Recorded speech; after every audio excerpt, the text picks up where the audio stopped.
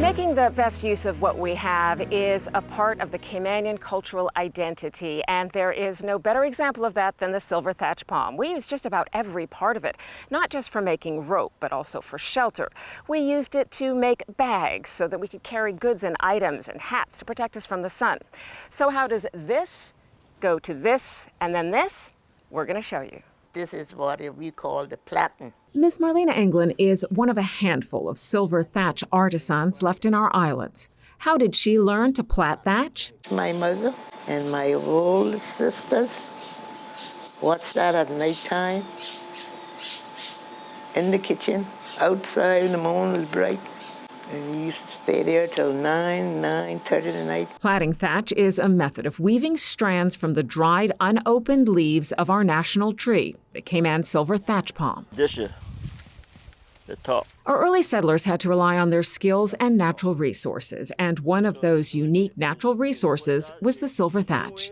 It is endemic to the islands, not to mention extremely strong, durable, and saltwater resistant. We made rope from it to export to other countries, but silver thatch was also used to make many other essentials for daily life. I don't think we could go back to this. I don't think what is good for the children to know what we went through. Huh? So yeah, what we done to survive. Before you can create, you need your materials, and of course that starts with the harvest of the tops of the silver thatch tree. Plaiting thatch is done with the center strings of those tops. They are cut, tied, stripped, and dried. And it's best to cut it if you will make fancy stuff with it, like new moon. That's when it dries white and pretty, and it's not too hard to twist or handle whatever, because sometimes the thatch is very stiff. It's kind of hard for you to handle, press it, but new moon is the time you get your pretty strings and you dry your tops and things, and easy to weave. And there's so much you can do with silver thatch. Shirley Ralston has also been plaiting thatch since childhood. When I was a little girl, I used to watch Miss Izzy Powell in her little shop in East End, and I was fascinated by these rolls of thatch that she had and these tops like this piled up, and I was just fascinated. Every chance I got, I went down there, sat on the flour sacks and watched her, and I told her I'd like to learn, so she taught me. Today we're going to learn how to plait silver thatch. Basically, how I learned to do it was with an odd number of strings. These are the pieces of the silver thatch leaf that we're going to use to plait, and I also lay them according to their color. So these four are the underside of the leaf, the silver thatch part of the thatch, and then these three are going to be the top of the leaf. And that gives you a different pattern that is quite pretty when you do it that way. So what you do is you tie these 7 strings together, but I separate the 4 from the 3, and then I separate them by putting the string through there to tie them off. And you tie it off like this to keep them all nice and together while you're going to work. We have 4 strings on this side that are all the same color, and these 3 over here are a different color. You always start on the side that you have the most strings. So if you're using 9, you're going to start on the side that has 5. So we're doing 7, we're going to start over here. And you start by bending this one under the first string, over the next string, and under the next string. Then you go back to this side, and you go under the first one, over the second one, and under there. Now we're going to go back on this side. You go under and you pinch it. This is what keeps it nice and straight. Push it under the first string, over the second one, under the third, and then you go back to this side and do the same thing. Under and pinch it, over the next one, and under that one. So it's always important as you go to pinch the strand down like that, keep it nice and straight,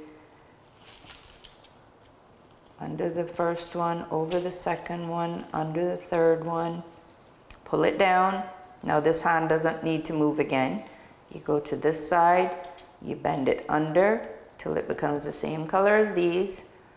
Under the first string, over the second string, under the third string, and pull it down tight.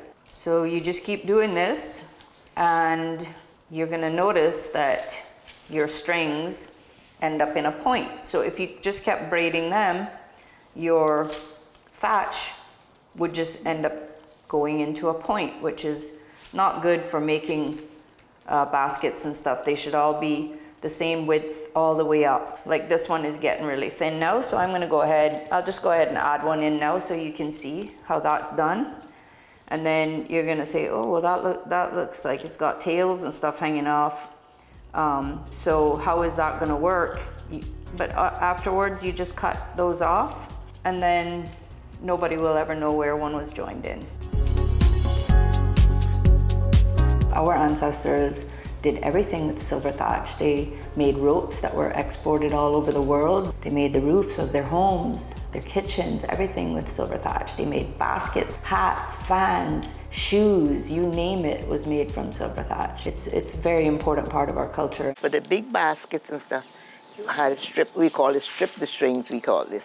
You had to strip the strings wider, and that would make the plaiting wider. For the most basic plaiting, the number of strings and the thickness of the strings made for a variety of options, usually an odd number like 7, 11, 15. And as time went on, different styles developed: notch plaiting, open work, hedgehog, and even snake belly. This one is a beautiful decoration. You put that in between each row of this plait. Today, sewing machines are often used as part of the assembly process, but back in the day, a needle with a small piece of thatch, a string made from thatch, did the trick.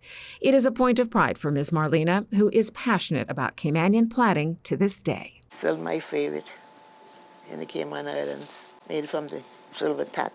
And you know, it's only Cayman Islands, and they say they got that real Cayman thatch. Oh, yeah.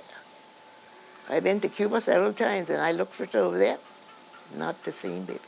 Beautiful tops, but when you take your fingers and open that, not Cayman thatch. As it became easier for people to purchase ready-made items from stores, plaiting became more of a traditional art, but today it remains a tangible example of the connection between our people, our land, and our history. And this is It is something Ms. Marlena prays we will continue to do for generations. for me, to represent Cayman, keep on representing our island. You know, the old people is going to leave us, but this kind of stuff never leaves.